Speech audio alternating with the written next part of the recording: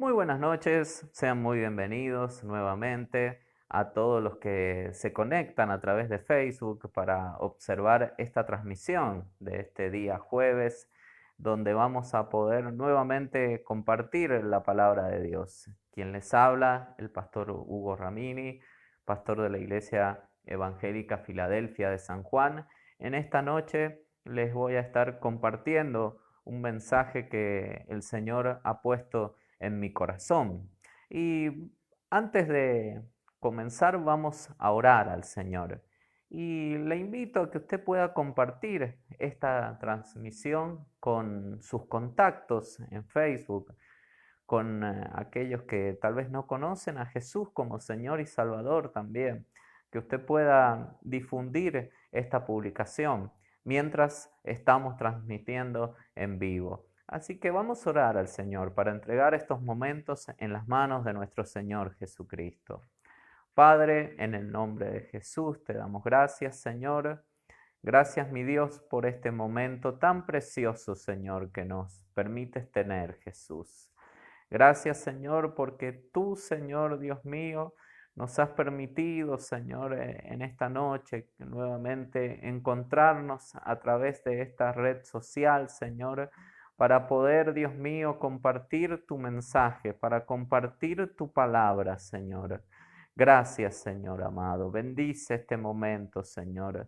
Bendice tu palabra que va a ser predicada, Señor, que va a ser anunciada, Dios mío. En el nombre de Jesucristo te damos toda la gloria, toda la honra y toda la alabanza, Señor. Gracias, Cristo amado, que tú puedas llegar a cada corazón con este mensaje, Señor Jesús.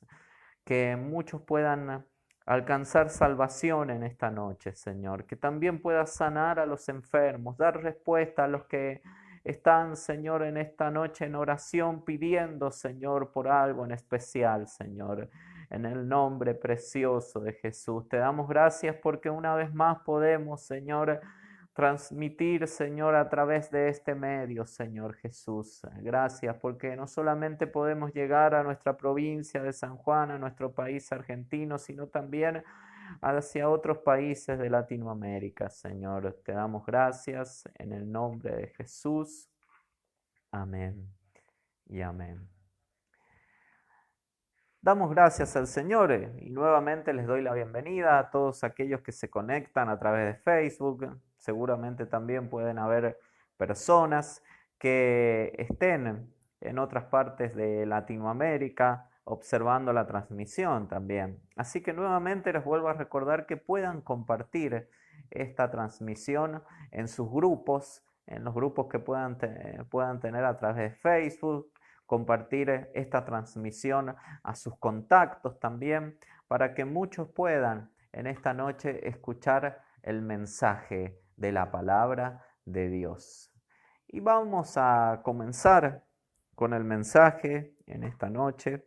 Vamos a estar leyendo la palabra de Dios en el libro de Génesis, Génesis capítulo 10, versículo 8 al 10. Vamos a leer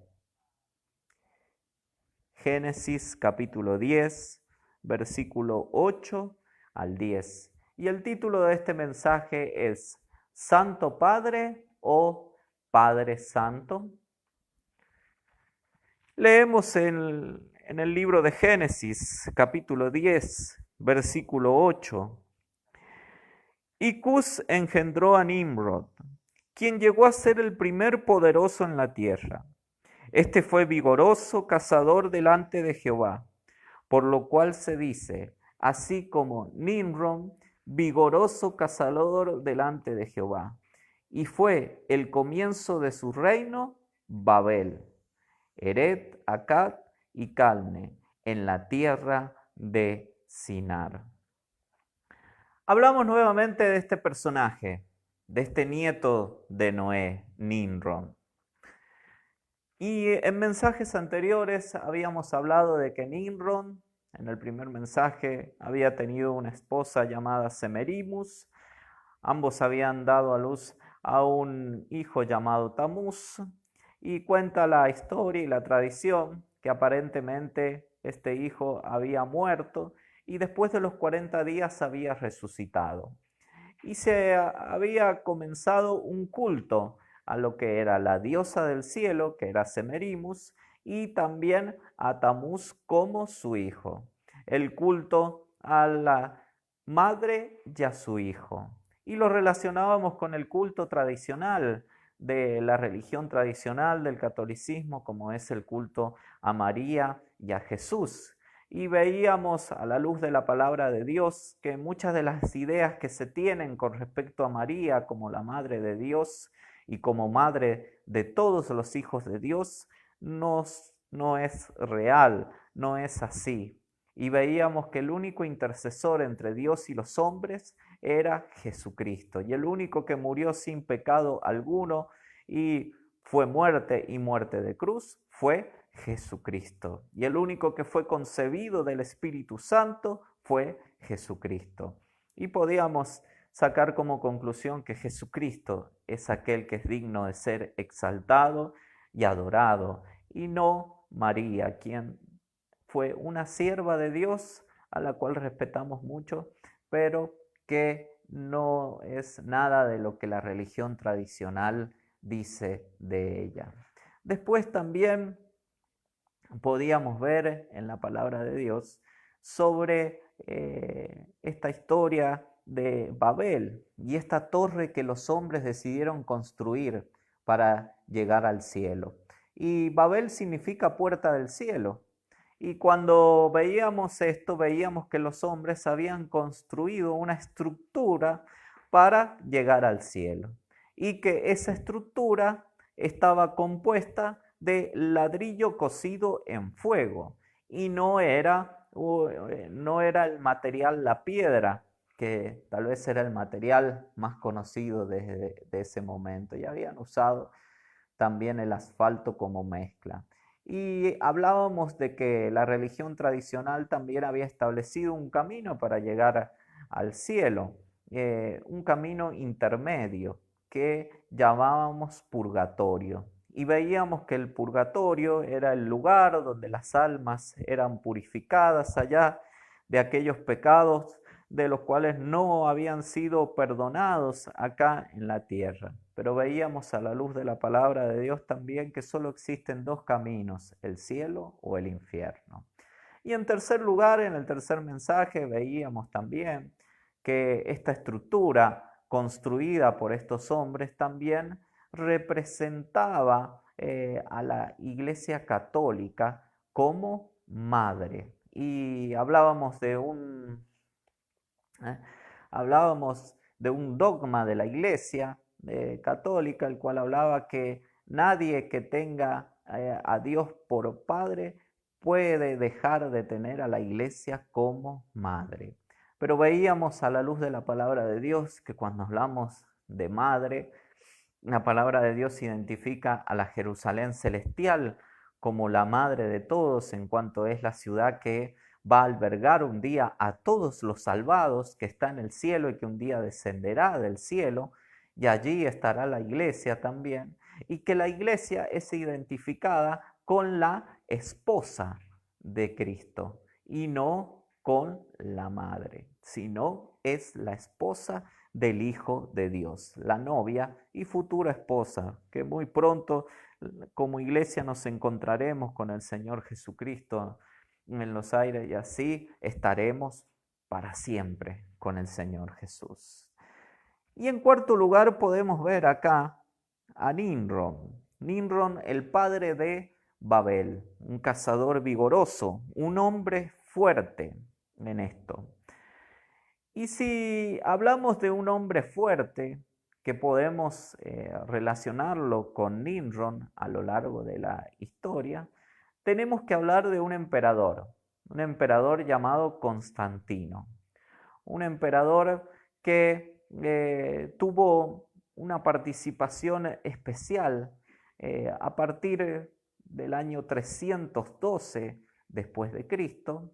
Este emperador competía por la corona imperial con otros que también luchaban por el mismo privilegio y este emperador vio una oportunidad en la religión para poder adquirir la unidad del Imperio Romano y que el Imperio Romano no se dividiera, porque como sabemos, cuando existe el poder allá, se producen muchas disputas y así lo hacía, así ocurría en aquel tiempo. Entonces surge este emperador y vio una oportunidad y cuenta la historia que en una de las batallas claves, él dice que en el cielo ve una cruz y una descripción que dice, con este signo vencerás. Entonces él inmediatamente lo relaciona con la religión cristiana de aquel momento, y comienza a batallar con un estandarte que tenía una cruz allí, ese estandarte, y también tenía las dos primeras letras del nombre Cristo en griego. Y eso lo llevó a la victoria y a la conquista de la corona imperial. Entonces, después de aquella batalla y de aquella conquista, ya surge una unión entre lo que es la religión cristiana, el cristianismo, y el imperio romano, ya que Constantino tiene la idea de cristianizar a la fuerza a todo el imperio. Él comienza a llevar adelante esa idea de que todos tenían que ser cristianos. El deseo de Constantino, de este emperador, no tenía que ver en sí con la religión, sino que tenía que ver específicamente con una motivación política y de adquirir más poder en todo esto. Entonces él saca a partir de eso varias disposiciones que desde ese momento en adelante iban a acompañar a lo que tiene que ver con la unión entre el cristianismo y la iglesia, el cristianismo, perdón, y el imperio romano. Se terminan las persecuciones en el año 313 a partir del edicto de Milán. El cristianismo hasta ese momento había sido muy perseguido, entonces este emperador lleva la idea de que se terminen las persecuciones y con un edicto, el edicto de Milán del año 313, se terminan las persecuciones. Pero esto no termina allí, sino que surgen otros beneficios para los cristianos desde aquel momento. Se empieza a involucrar a los cristianos en la política, como funcionarios en los poderes de gobierno, se les empieza a dar lugar. También se exime a los cristianos del servicio militar, se exime a los cristianos, a las iglesias de los impuestos también, y se declara el día domingo como feriado, como hasta el día de hoy lo tenemos, como un día de descanso, un día en que la iglesia puede adorar a Dios, lo hace oficial Constantino a todo esto. Pero vuelvo a repetir, la idea que nace en Constantino, en este emperador, era una idea netamente política.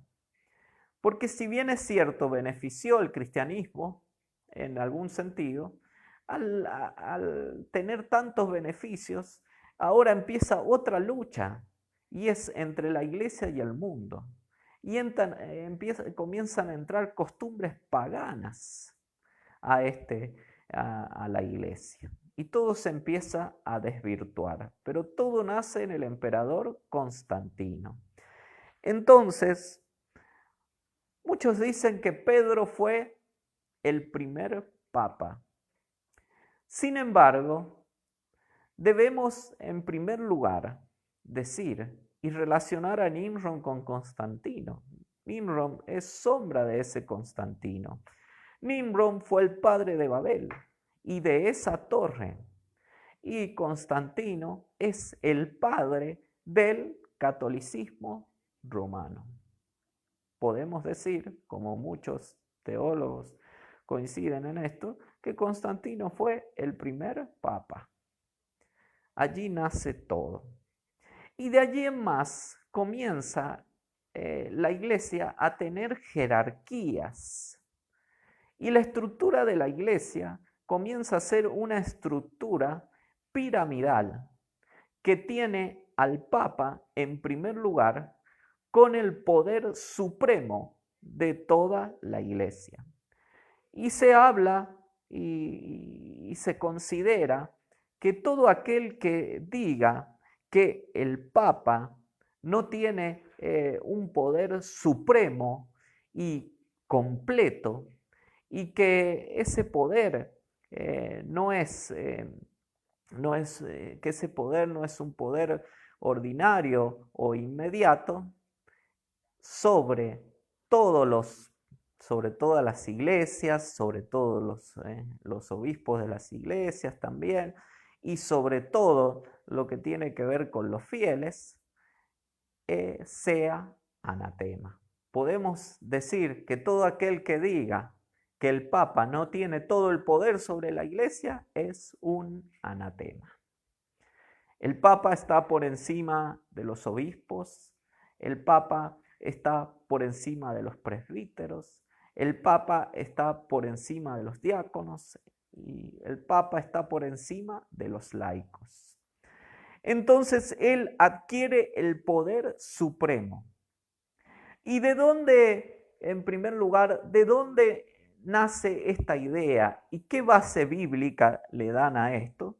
La base bíblica la podemos encontrar en el Evangelio según San Mateo, capítulo 16. Evangelio según San Mateo, me puede acompañar a la lectura allí. Evangelio según San Mateo, capítulo 16.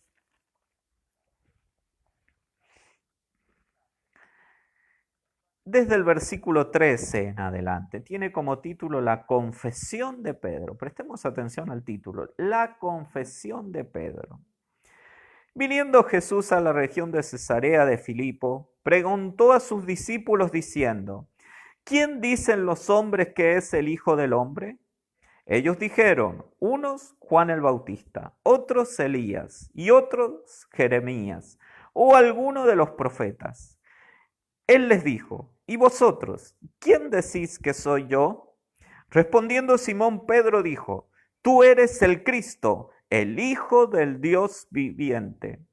Entonces le respondió Jesús, bienaventurado eres, Simón, hijo de Jonás, porque no te lo reveló carne ni sangre, sino mi Padre que está en los cielos.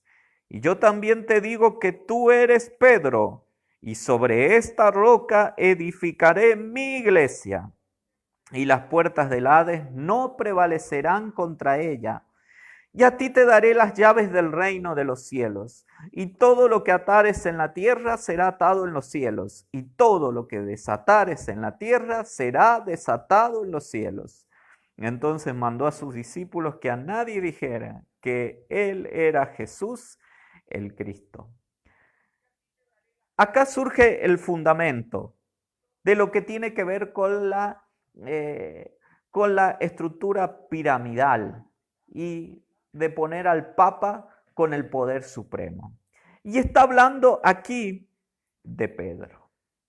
Está hablando de este líder, de uno de los apóstoles. Y hay una conversación entre Jesús y sus discípulos y Jesús les pregunta, ¿ustedes quién creen que soy yo? Y unos responden de una manera, unos dicen que es Elías, otros Jeremías, refiriéndose primero a la gente y su opinión. Pero después la pregunta va directa a sus discípulos y les pregunta, pero ustedes, yo les pregunto a ustedes, ¿quién dicen ustedes que soy yo? Y Pedro fue el único que responde y dice, tú eres el Cristo, el Hijo del Dios viviente. Entonces, ¿qué sucede acá?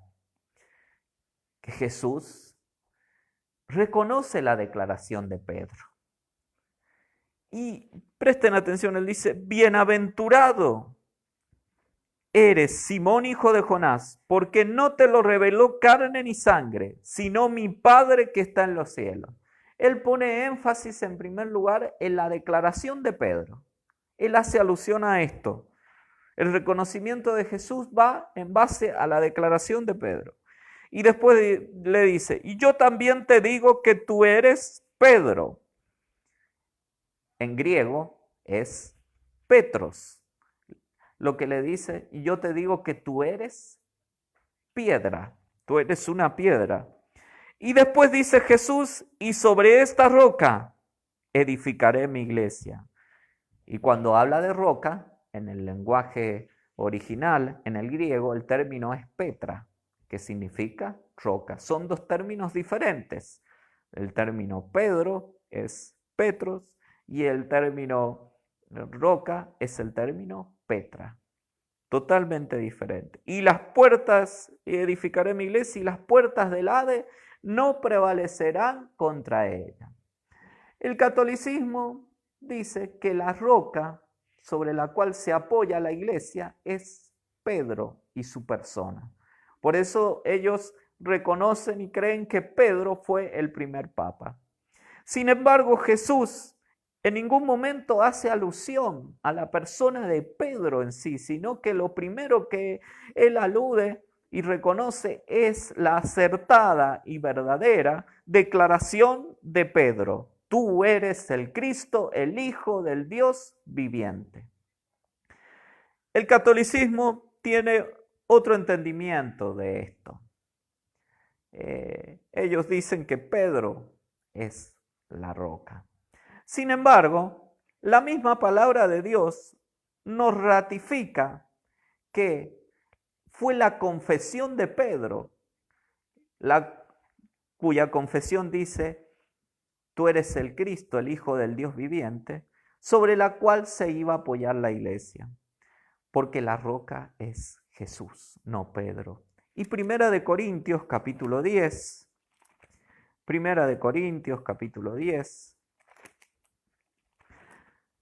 versículo 1, así lo enseña, dice, porque no quiero, hermanos, que ignoréis que nuestros padres todos estuvieron bajo la nube, y todos pasaron al mar, y todos en Moisés fueron bautizados en la nube y en el mar, y todos comieron el mismo alimento espiritual, y todos bebieron de la misma bebida espiritual, porque bebían de la roca espiritual que los seguía, y la roca era Cristo. Cristo Jesús es la roca sobre la cual se apoya la iglesia, sobre la declaración de Pedro. El líder supremo de la iglesia, el que tiene el dominio, el principado sobre todo, es Jesús y no el Papa. También podemos ver en la palabra de Dios en Efesios capítulo 2, versículo 20, Efesios capítulo 2, versículo 20, donde sigue ratificando esto y dice, edificado sobre el fundamento de los apóstoles y profetas, siendo la principal piedra del ángulo Jesucristo mismo.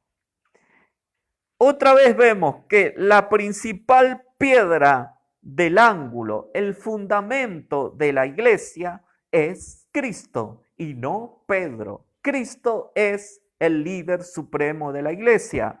Seguimos y podemos ver otro pasaje más en la palabra de Dios que nos habla de esto.